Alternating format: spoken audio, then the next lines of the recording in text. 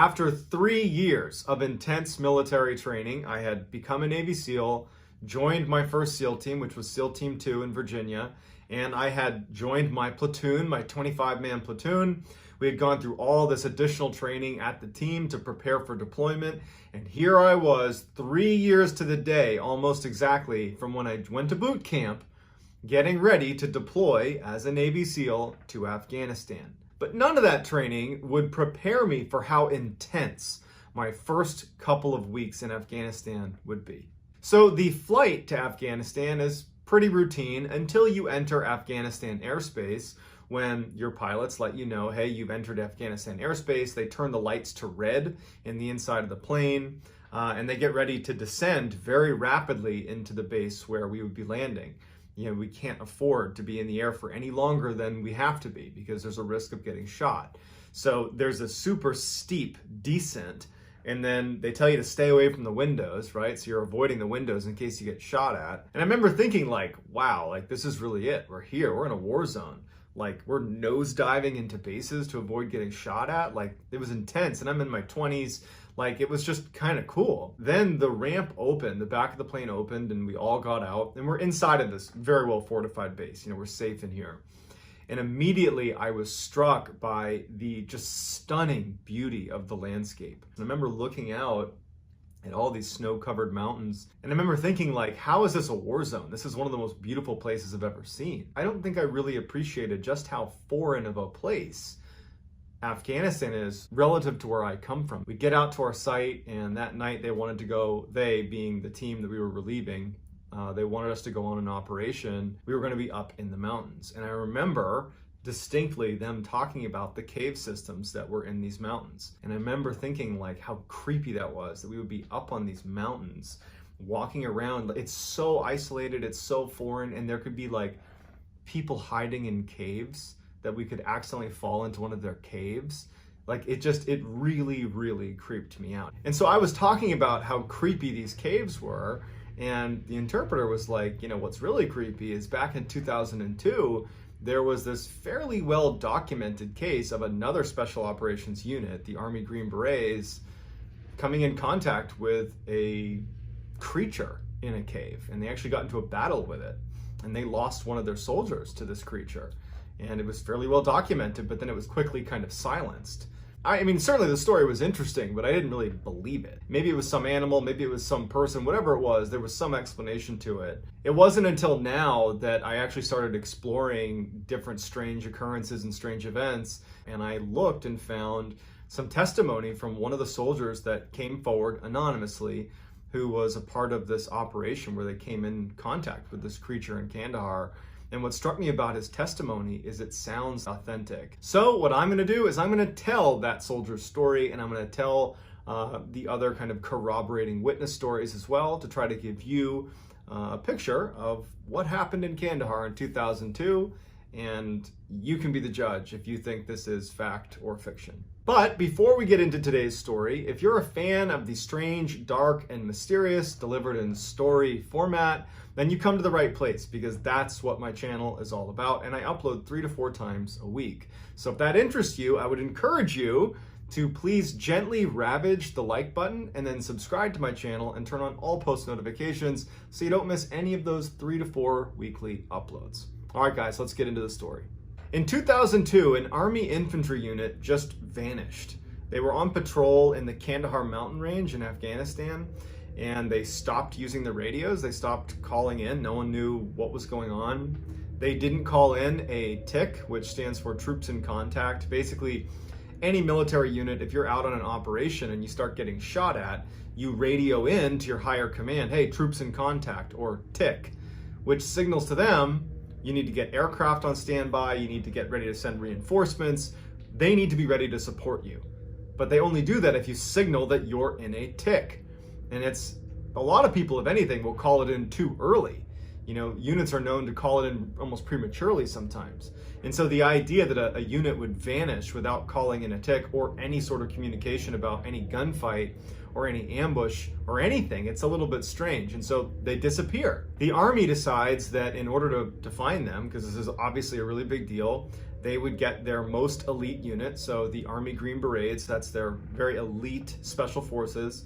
They would send them out to find this missing unit. And so one soldier that was a part of that elite special forces detachment, who just goes by Mr. K, he would come forward years later and tell the story of what happened once they were tasked with this mission. So they leave via helicopters and they fly out to the Kandahar mountain range, about 4 clicks, so 4 kilometers about, from where they believed was this infantry unit's last known location. And so they land and they start doing this fairly methodical search through the mountainside. They knew that they were in enemy territory, and at any time they could get into a gunfight, they could be ambushed. There's all these cave systems all over these mountains. And so it's slow moving to begin with. Plus they're looking for this lost infantry unit. So it's just a very slow movement through the mountains. And so over the first few days, nothing really happened. They didn't come in contact with the enemy. They didn't see any sign of this missing infantry unit. They just walked along the mountains carrying a bunch of gear, and that was it. At some point, they noticed a little bit farther ahead that there was this distinct pathway leading up the mountain and kind of around the corner. And it looked like a goat trail. There were lots of goats that would run around the mountainside, and it looked like a very well-developed goat trail. And they decided, let's just go up there. If nothing else, we can go up onto wherever this leads us and maybe look down across the other side of the mountain and see if we can see anything. And so the team starts making their way up this goat trail. And as soon as they start making their way up, they start noticing that there are little pieces of American military equipment on the ground. There are pieces of radios, like whip antennas and housing of the actual radio itself. They found military-style backpacks as well, and they started finding pieces of uniforms that belonged to the missing infantry unit. They knew based on the patches that were on these uniforms. So as they're walking up this trail of broken equipment and uniforms, they start seeing some bone on the ground. They didn't know if it was human bone or what. They start seeing broken bones scattered on their way up to this kind of plateau. And so now the Special Forces team, I mean, they're incredibly well trained. I mean, I'm not just being biased here. I mean, the Army Green Berets, the Army Special Forces, they're very similar to the Navy SEAL teams, which I was a part of. 2 different units, no doubt, but very much peers. And the level of training you get in handling situations like this one, now granted this one's pretty unique, you're so well trained that when things start getting dangerous, it's like your training just kicks in, and everybody's does. And so I would imagine that when they saw this, what they were thinking is, this was an ambush. This infantry unit was ambushed, and we're probably coming up on the ambush site. And so they're, taking defensive positions, and they're moving slowly and very tactically up this mountain, and they're keeping their weapons pointed at the leading edge on their way up to the top of this mountain. They get to this plateau. It's like a flat section of the mountain, right? It's like a steep mountain, and there's like this little shelf almost. And there's more equipment scattered and more bones scattered across it. And there's all these cave entrances right in front of them. It's as if they were intentionally placed so that they fed out onto this shelf. And so they start moving towards the mouth of the caves. And they realize, without even getting very close, that even though the mouth of these caves are pretty large and everybody could go into the cave, there is a steep drop off. Like, you'd walk in and then it just goes straight down. And someone kind of peered over the edge and couldn't see how far it went down. And they decided that it was just too dangerous to go in there, because clearly something happened here where American lives were lost, based on the tattered uniforms and equipment.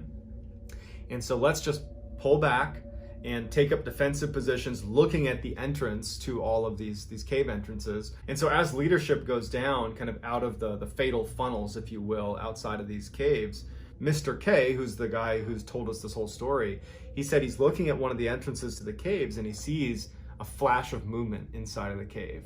And he looks over at it. He doesn't have time to react to it or anything.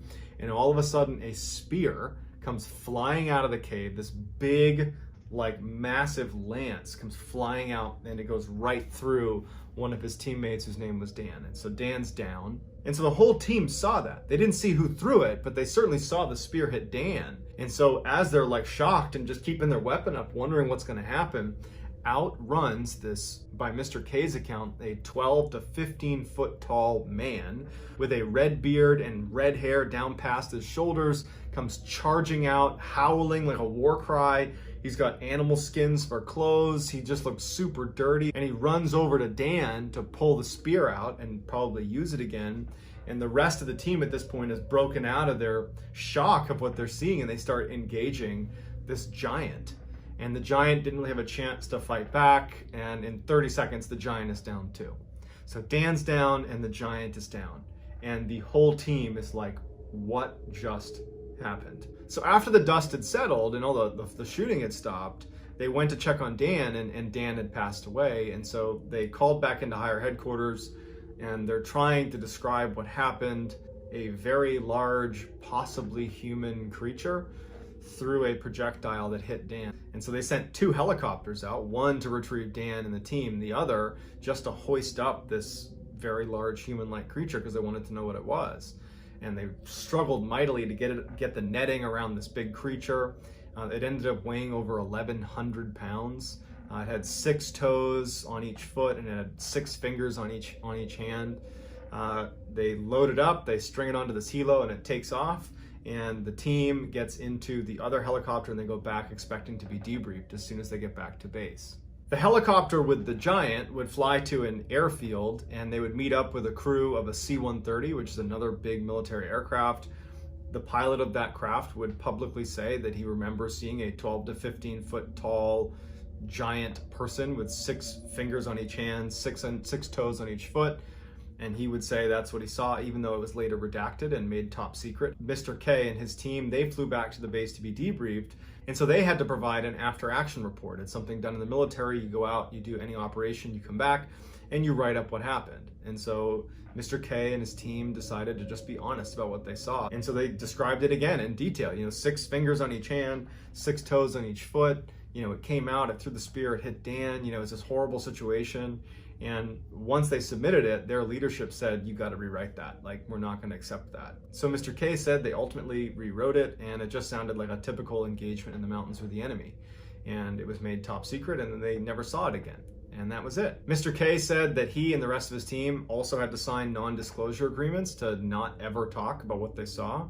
And they never got any word about what actually happened. What did they do with the body of the giant? And they just never got any clarity out of it. It was just basically made top secret, redacted, and they were told don't talk about it. So it would take until 2016 when Mr. K finally just said, you know what, screw it. I'm going to go public with what I saw because my friend died and they're acting like, this didn't happen, but it did happen. And so that's why we have this detailed report of this mission where they came in contact with the giant of Kandahar. I don't know how I feel about this story. I do think that if there was a place in the world that had the ability to mask or hide giants from being seen by the prying eyes of the human population, it would be Afghanistan. There were times when I was walking around out there that it felt like I was walking around on another planet. But either way, you do have one soldier who was killed by something out in the mountains of Kandahar, and his own teammates say this is what happened. And you have multiple corroborating witness testimony, but a lot of it's been made top secret and redacted, and so we don't really know what happened, or at least us commoners don't know what really happened. So I'd love to hear what you think happened, whether you think this totally happened and it's true, or if you think it was a hoax. If you enjoyed this story, if you would, please gently ravage the like button and then also subscribe to my channel and turn on all post notifications because I post stories like this one 3 to 4 times a week. And so if that's your deal, well, then you've come to the right place. That's going to do it, guys. If you want to get in touch with me, you can message me on Instagram. My handle is johnballin416. I'm also very active on TikTok, where my handle is Mr. Ballin, and you can reach me on there as well. That's going to do it, guys. Take care.